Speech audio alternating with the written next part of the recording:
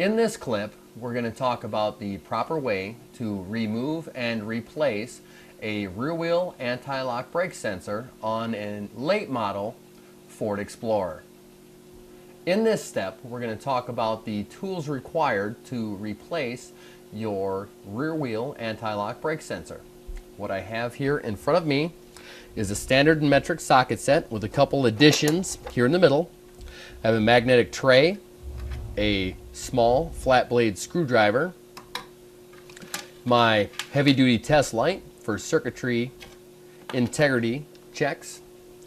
I have a piece of wood to block my front wheels, being that it's rear wheel drive, and I'm going to jack the rear wheels up off the ground. You don't want it to roll away while you're working on it, so we're going to put this in front of the front tires. I have my heavy duty hydraulic floor jack and both jack stands.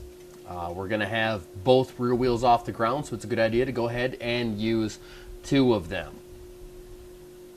These are the tools required in order to properly replace your rear wheel anti-lock brake sensor.